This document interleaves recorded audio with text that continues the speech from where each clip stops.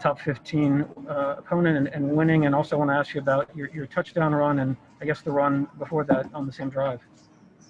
I mean, Tennessee was a really good football team. They're physical. They knew what their strengths and weaknesses were, and they played to them. They're a really good football team. And then the first run was what play was that? I can't remember. I think it was just a scramble, and I got a good block from George on that side. And then the second play, I guess Coach Monken was feeling my legs and called a draw play, and I made somebody miss. The O-line blocked it up well, and I guess I got in the end zone. I didn't know it was pretty close on the pylon, but it's just two back-to-back runs, and I don't know, get good blocks on the perimeter. Next, we'll go to Mike Griffith, followed by Paul Newberry. Yeah, Stetson, can you just talk about the chemistry that you and Kearis Jackson had? Obviously, you guys came up big again today. Yeah, I mean, he plays the game hard. He gets open. It's easy to throw in the ball because, I mean, he catches it. I don't go looking for him. I don't really go looking for anybody just because, I don't know. I just like to use everybody. But, I mean, he's open and he catches my eye, and I trust him. So. Stetson, what is it about you guys in the second half? I think this is now the second game. Y'all trailed at halftime and have won by more than 20 points. So obviously something's clicking for you guys after halftime. Yeah, it's something we need to get fixed because, I mean, we got to get the first half fixed because, I mean, you don't want to be – you want to be known as a second-half team, but not if it's because the first half you played horrible. I mean, we got to come into a game and we got to have clean practices throughout the week, come into the game prepared and ready and just execute and be more efficient in the first half. We'll next go to Dean Legge, followed by Seth Emerson. Stetson, I wanted to ask about that snap that went over your head. How high did it go over your head, and what were you thinking when it got behind you? High enough, I don't know. But the ball was a little slick in the first few drives because it was super humid. And then I tried to pick it up and I just mishandled it. I don't know. That was a bad play. Stetson, are you feeling more comfortable as the weeks go on and as you get more first-team reps, or did you feel comfortable the minute you got in there at Arkansas?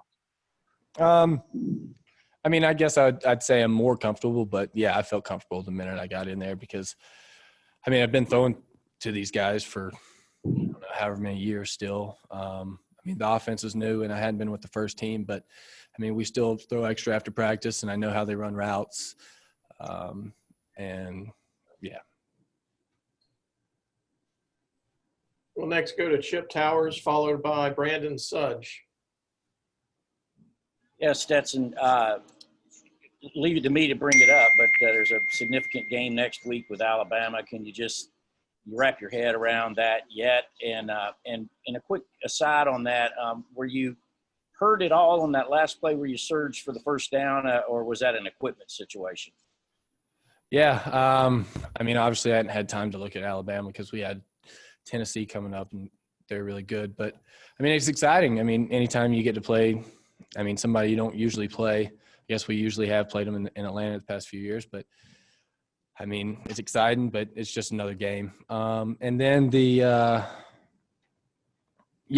third down where I got it, that was just my helmet came unbuckled, and they just told me to go down and to get that fixed.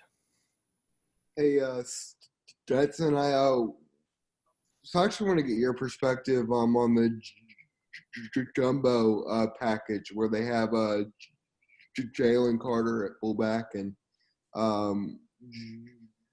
Jordan at tight end there. I mean, you kind of get some extra excitement when you see those guys coming in when you have that opportunity, because I know that Jordan's like this jolly, happy type of guy, and then you're able to pass it to Jalen on a play action there. Just how exciting.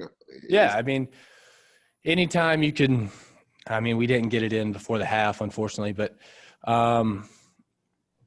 we tricked them on the next one. They thought we were going straight down the middle, and Jalen caught a touchdown pass. That was pretty cool.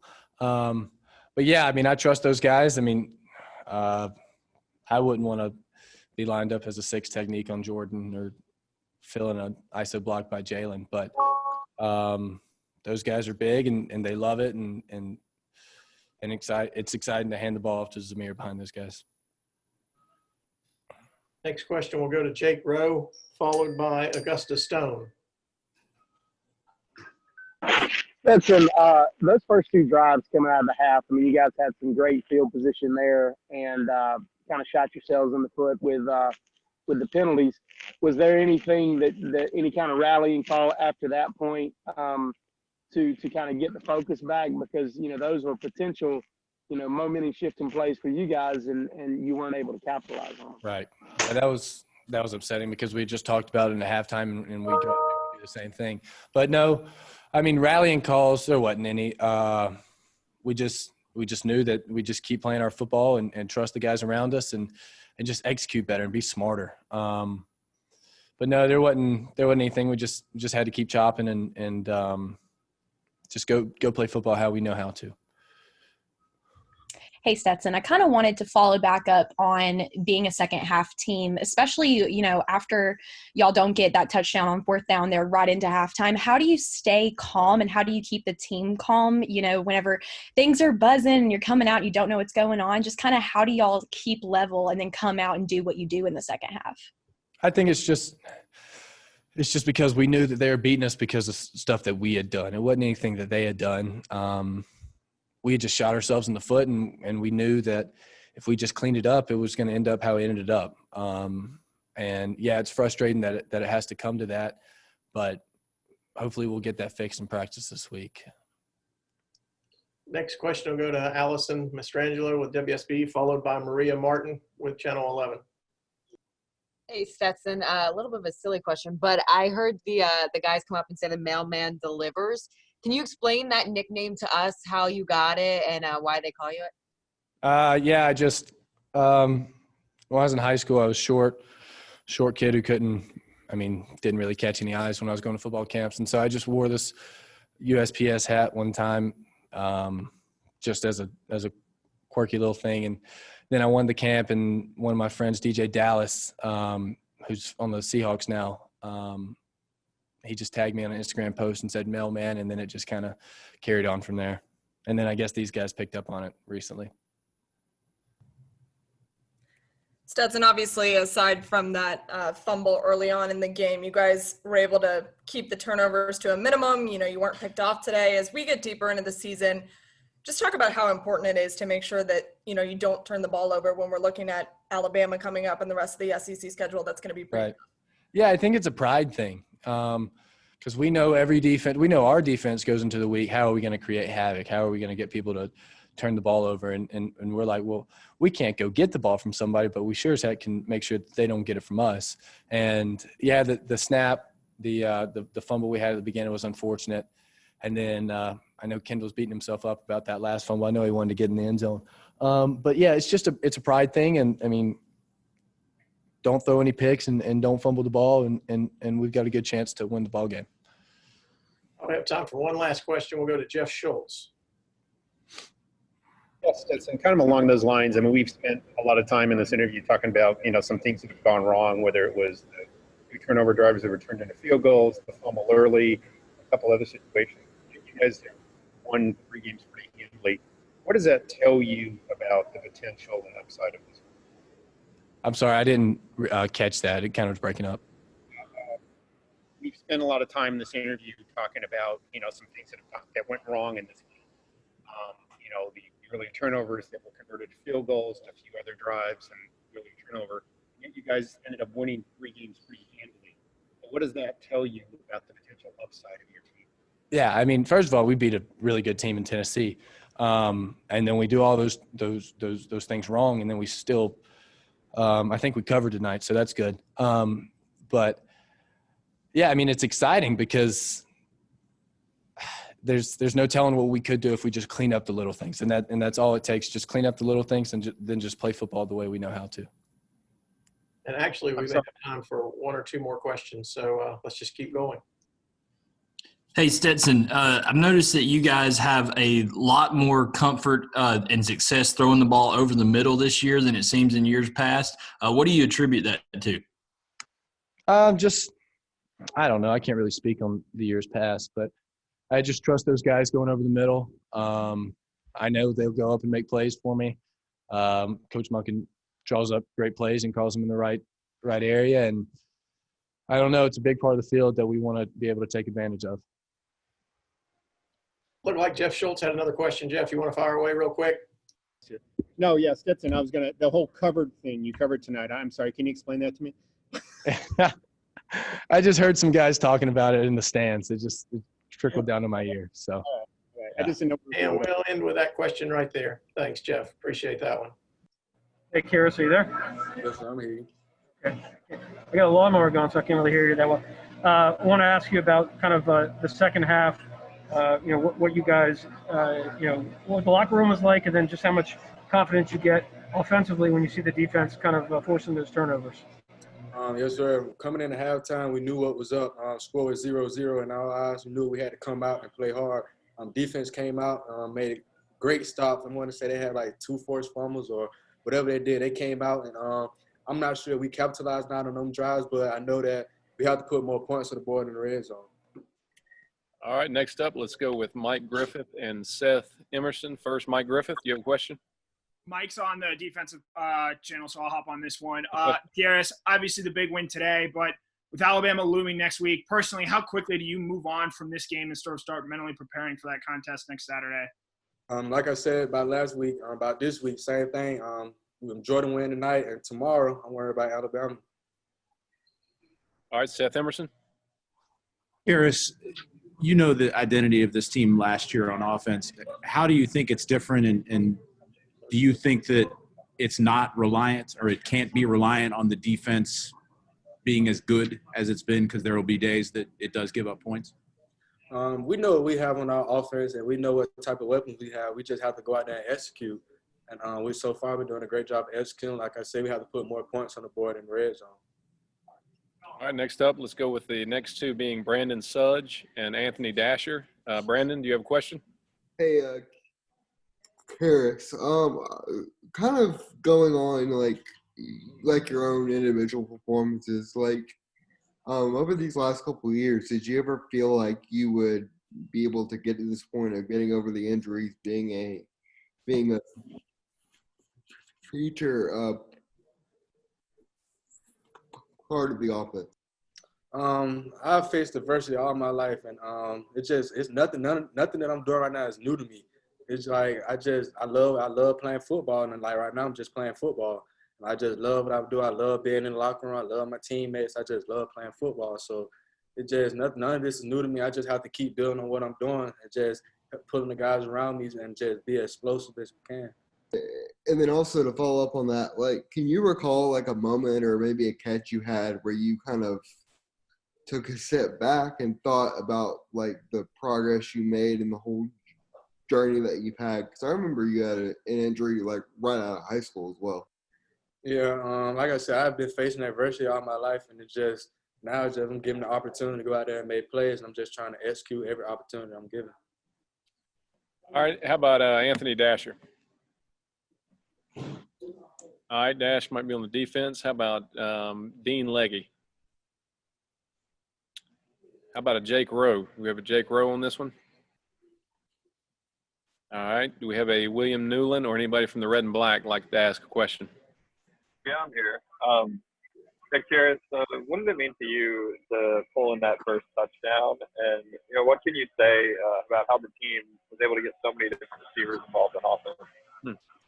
That first touchdown meant everything to me. I always been telling myself since the beginning of the season, I had dealt one of my close friends, DeAndre Jolly, was killed, and I just wanted to dedicate that touchdown to him and just long live my brother. All right. David Pascal, are you on this phone? How about Greg Poole? I'm here for Greg. Okay.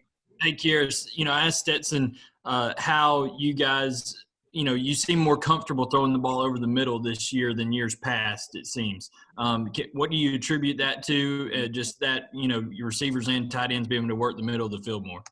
It's just reps, especially going against our defense every day. Just repetition of just running routes and just knowing coverages and just trying to ball. That's all it is, just learning the system and knowing what the defense is trying to do. About Avery Braxton. Avery, do you have a question? Yeah, Kearis from WMAZ here.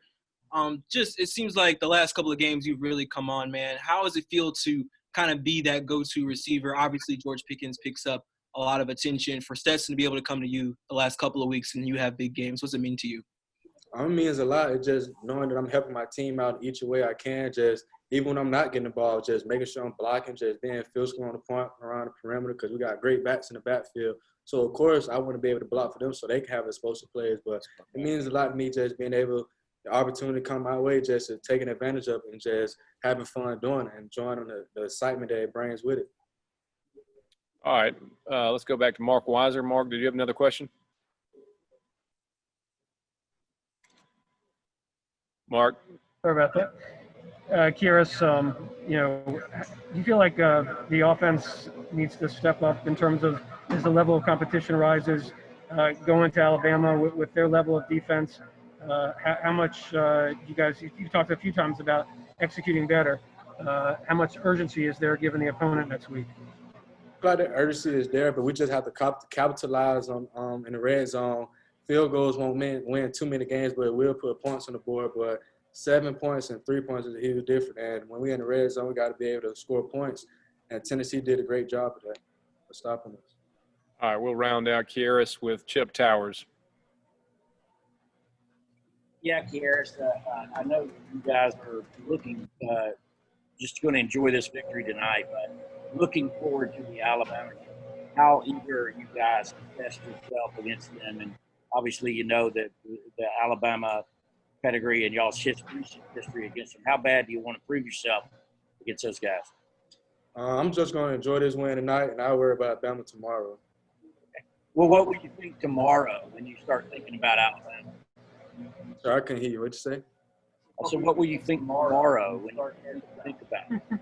Just trying to go 1-0 each week and trying to better ourselves, focusing on Georgia. Okay, Kearis, thank you. Thank you. All right, next up we will have Jack Podlesny.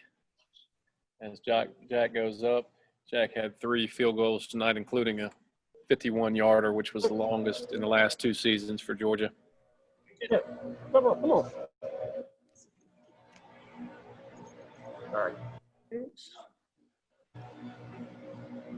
Got to keep it up when I talk. I don't know what to do. Like Kirby.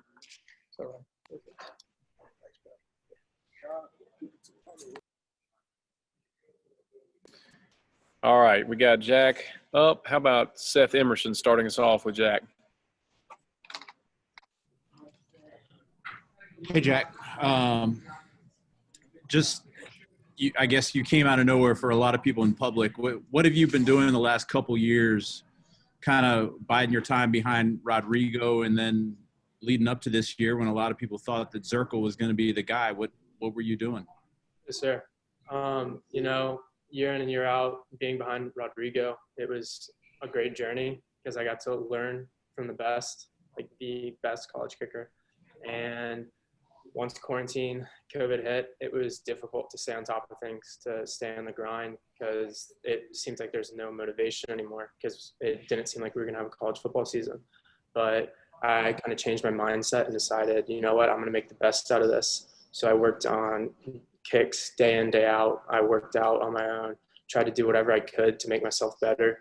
And then I come in at the end of July, Zirkle's here, and we're just competing. And it's a great atmosphere. I mean, we love each other, and we want the best for each other. And I just won the job. All right, Mark Bradley, did you have a question for Jack? I think you're on mute, Mark, if you have a question. All right, let's move to Connor Riley. Yeah. Hey, Jack. what is your relationship with Rodrigo like, and what kind of advice has he given you, given, it's sort of similar going from a walk-on to a starting kicker making big-time kicks for Georgia? Right. Rodrigo, a lot of walk-ons have coined this, but he loves the term walk-on mentality.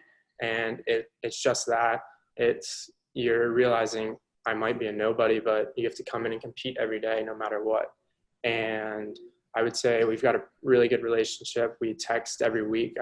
This week I had a little trouble with my kicking from the right hash and wanted to know what I could do to fix it. So I shot him a text and he responded immediately and helped me, and it obviously worked out.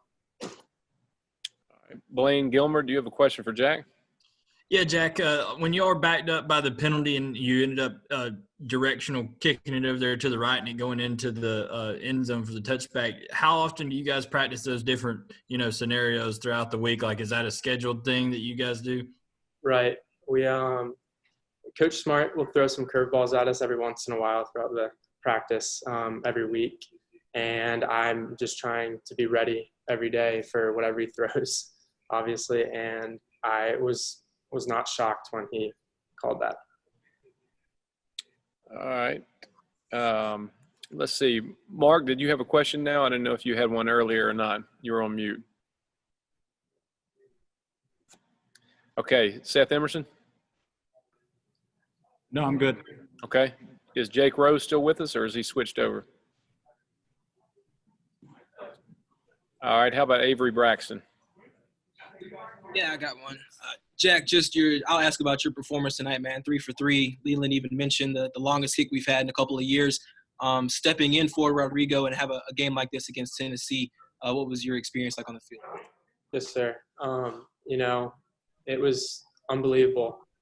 Every week has come with new challenges, and to step on the field, and we're supposed to look at it. Every kick, doesn't matter the distance, keep the ball the same. But just knowing that it was 51, it was going to be a career long. It was a really good feeling to know that I could just put it right down the uprights and just have a solid kick. All right, Brandon Sudge, did you have another question for Jack? Yeah.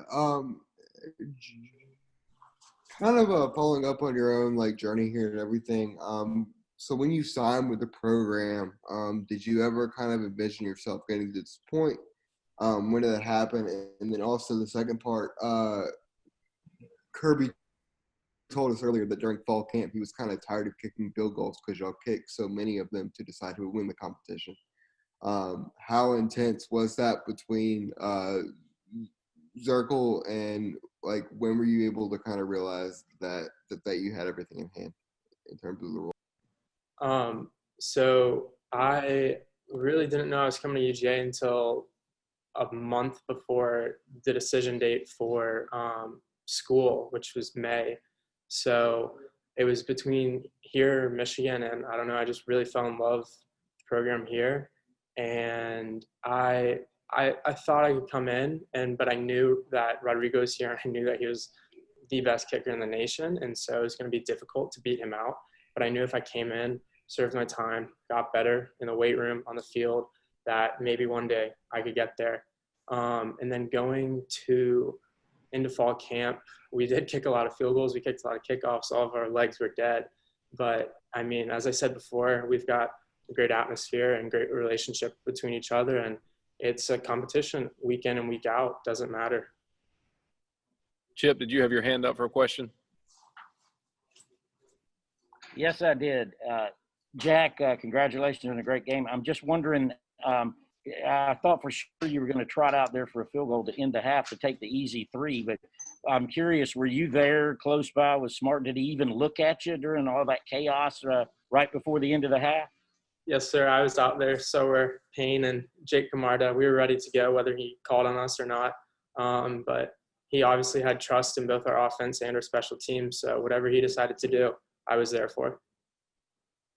All right, we got time for probably one more question if anyone has one for Jack. Jack, you talked about kicking from the right hash. Were your 2 long field goals? I didn't notice what side they were on necessarily. And what range did you think you had, heading into the preseason? So I think my long 51 was left middle, and I think if I remember correctly, one of my other ones was towards the right hash, maybe right middle. So I was just kind of remembering the basics that Rod told me I could work on. And so that helped me smoothly. And could you repeat the other question? Sorry. I was just asking, did you feel like you had a certain range of where you could be accurate from? Does it, was it 45 or 55? I mean, what did you think it would be? Right. Going into the game, Coach Cochran always tells me to pick out distance where I feel comfortable at, where I feel consistent. And I told him, honestly, I told him 36, probably both ways, just because the wind was acting up a little bit. But after I hit those 2 balls, I felt like I probably could have gone definitely further than that. Okay, Jack. Thank you. Thank you.